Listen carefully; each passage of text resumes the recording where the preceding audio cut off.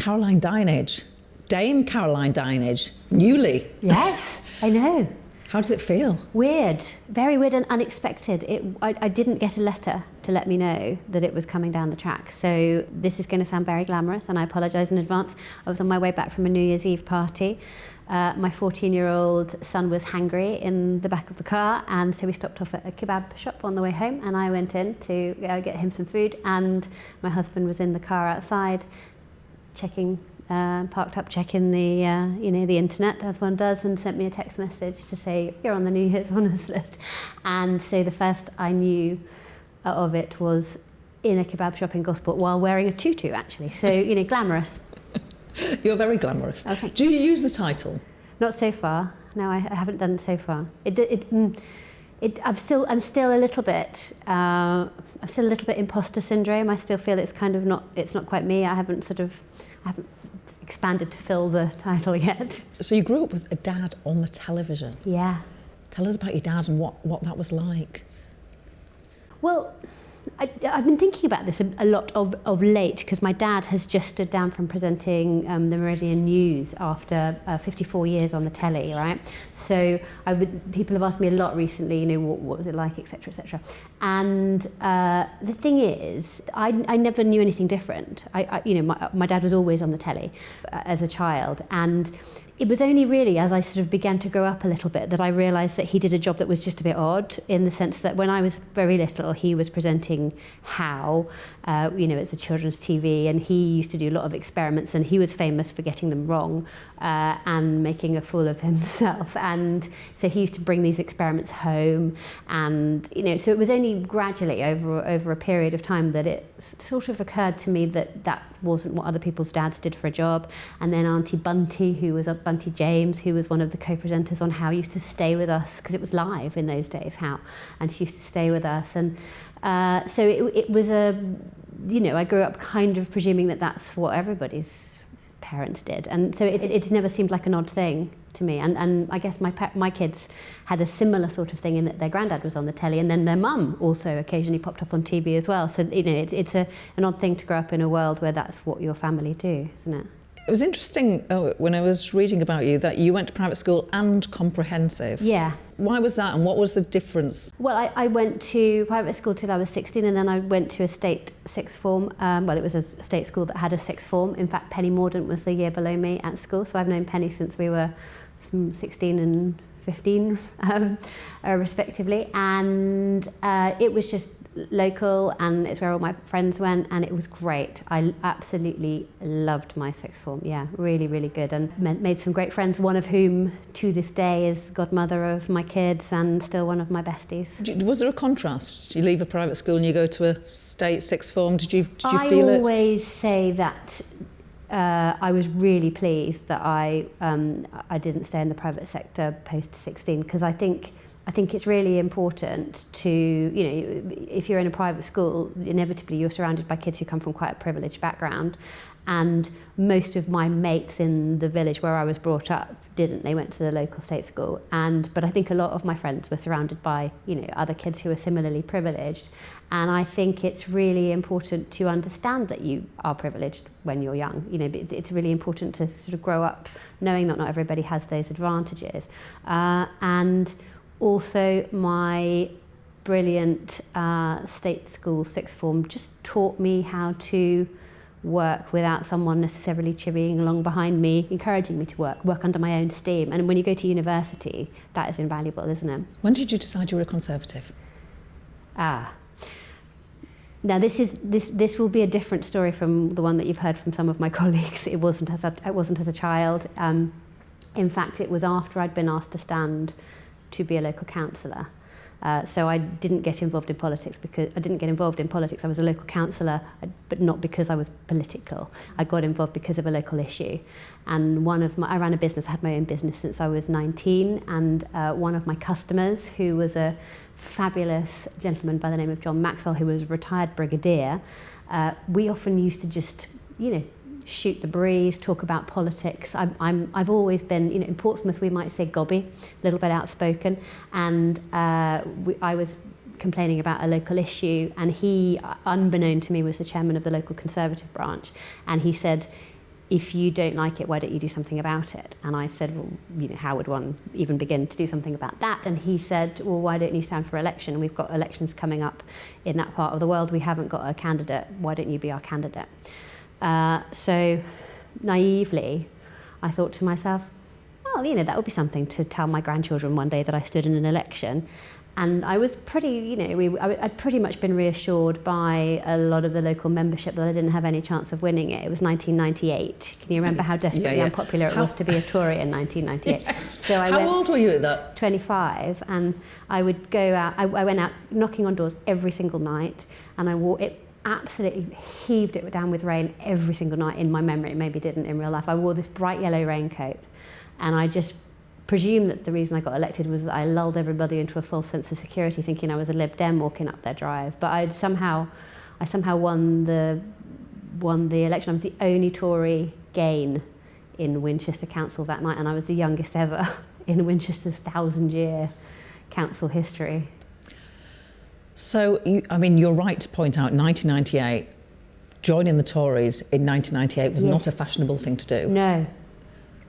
Did you vote? Did you always vote? Did you always vote before? And did you always vote Conservative before? I suppose there's only a couple of elections you'd have had. I think I can't really remember. I'd never been, so I'd always been interested in politics, but not party political. Yeah. You know, my dad's in your line of work. He's a journalist, and a TV journalist, and you can't really be. So even now, I don't know how my dad votes. University, I'd been news editor of the university paper, so I hadn't been sort of wildly political there either. I kind of always went by the people rather, and you know, who I trusted. So actually at university, I actually went out door knocking for a friend of mine who was standing to be the welfare officer with a Labour ticket. So, you know, because I loved her, and it hadn't really occurred to me up until that point. It's interesting. Well, it's better than writing on the, you know, like at 5 years old, I want to be Prime Minister, yeah, well, I think. Yeah, and, you know, and then when I got elected, suddenly my eyes were open to this world of politics, and I, you know, I had my own business, so I guess I sort of naturally fell into that bracket. Otherwise, he wouldn't have asked me to stand, would he? So, you were elected in 2010, same time as me. Yes.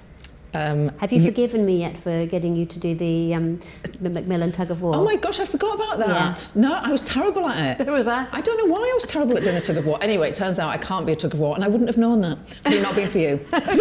Same. It was a learning curve. I lost every single fake nail I had that day. I've never worn them since. We have very different experiences because I spend all my time in opposition. Yes. Whereas you spend 6.5 years as a government minister. Yeah. So you're promoted quickly to the government. 2015, so I'd been in 5 years before I got promoted. So I wasn't one of the first of my intake. And had always been a little bit of a rebel. I hadn't had an entirely clean sheet. And actually, you know, got into politics because I really wanted to be a great constituency MP. Yeah. Never had any wild ambitions. For me, having actually just become an MP was, you know, exciting enough without having any aspirations towards being into ministerial life. But yeah, I was really, really very fortunate. 6.5 years, 6 different government departments, 3 prime ministers. I just think they forgot I was there. So last year, you are reshuffled out of the government. Yes. Under Boris Johnson. How does that feel? What happens? Well, in my case, it was not unexpected because I'd been called into Downing Street for a chat then around about June, July time, and they'd said, what do you want to do next? And I to be honest with you, I just said, look, I've loved it, and I loved the job I was in at the time, digital and culture, and I would have happily stayed doing that. But I didn't want another sideways move because 6 different government departments, it takes, I think, at least 6 months to get up to speed on a new portfolio. I remember I got the first time in the Department of Work and Pensions, I was doing a debate where I really felt I knew what I was talking about. I remember looking down at my phone halfway through and there was a WhatsApp message saying, can you go straight to number 10 afterwards? And that I got reshuffled on that very day. And I remember in my head thinking, this is the first day I know what I'm talking about. So I just said at that point, I just don't want another sideways move. So I knew pretty much that it was coming down the track. So it wasn't an unexpected phone call, which helps, I think. Weren't upset? No. Oh, and I have not, so far, touch wood, there has not been a single day where I regret that decision. Now, let's get personal. Okay. If that is okay. So your marriage breaks down while you were an MP, you're married to the father of your children. Your private life, of course, that's reported in the press. And obviously marriage breakdowns are, by their very nature, difficult and traumatic episodes. And it's talked about in the press. How do you deal with that? It's really difficult, and actually my marriage broke down quite a long time before it was spoken about in the press, and I took a view just not to talk to anybody about it. So I'd filed for divorce and then didn't tell anybody. I didn't even tell anybody in my family because I just didn't want to have that conversation in public. Obviously I told the man I was divorcing, but so it's really hard, and so quite often. So then when I started dating Mark, we probably started dating, I guess, towards the end of 2012. Mark Lancaster is a colleague elected. Yes. Is he elected in 2010 as? He was 2005. 2005. So he is a parliamentary colleague, another Conservative MP. Yeah. So we had been just really good friends. Just literally from the minute we met in 2010, we were just mates. And I was married, he was engaged, and we just hit it off and just became pals, and for years and years we were just pals. And then we started dating, but people in Parliament knew it wasn't a secret, and yet the papers only seemed to find out about 6 months later. And so when Mark was doorstepped, sort of about 6 months after we started dating, and one of the tabloids said to him, "I put it to you that you're dating Caroline Dinenage," his comment was, "Absolutely." So we were fortunate in that, but it was weird in that our personal life was kind of 6 months ahead of the public bit of it. But it is always hard, and actually at the end of the day, you think about your children more than anything. You don't want them to read about this stuff or get teased about it at school, which is why I'm really very proud of my ex-husband never having spoken publicly about our divorce, and why I've never spoken publicly about it. Because I've been an MP, so forgive me for asking this question, but I can't, and this happens, people do have relationships in Parliament, but I just can't, because the bars are very crowded, and I can't imagine how you would get to know someone that, in order for you to progress. But yeah, as I say, it was literally just, we were just really, really good friends. We became almost best friends. Really? And as you know, I think his relationship broke down, and mine obviously had taken a long period of time. We just became, the friendship grew into something else. I was very fortunate. I married my best friend. That's nice. Yeah. Because I don't really remember seeing you in the bars, actually. No. You're not really a... Yeah, is that something that you're conscious... I suppose you're a minister. So you and a mum. I mean, I wasn't a minister at that point, but I am a mum, and so, I always say that at that point I had 3 jobs. I was an MP, I was a minister, but I was a mum, and the most important of those is being a mum. So when I wasn't in Parliament, I was back home with the kids. Do you have any regrets about anything during those 6.5 years as a minister, or during all this time, so you're going into 12 years as a member of Parliament? Do you ever think, I wish I'd done this differently, or perhaps I wish I'd have done something that you haven't been able to? Yeah, my one overarching regret of the whole time I've been an MP and a minister was that I didn't vote to support gay marriage. I didn't vote against it, but I didn't vote to support it. And the reason was that I was just getting tons and tons of mail about it, and because we were quite new, weren't we, at that stage, and I was sort of so frightened that I was getting so much mail asking me to vote against it that I didn't dare vote in favour of it. And then after the first couple of votes, I thought to myself, pull yourself together, woman. These people that are writing to you are not speaking for the vast majority of the British public who feel the same way I do, that love is love and it doesn't matter who you marry. And so after that, the votes that came afterwards, I supported it. But I just wish I hadn't. I wish I hadn't been taken down that route. I wish I just believed in myself and believed in my heart and voted for the right thing to do, because it's the one thing that's just troubled me ever since. Interesting. And with that in mind, any new MPs that are coming in, do you have advice to them about... it can be difficult when you get bombarded. Yes. And it's not really bombardment, because I got loads of emails as well. Yes. But when I say loads, I think it was about 300, because I remember it. Yes. Now that you so raise it. I had 500, and so at the time that feels overwhelming. Yeah.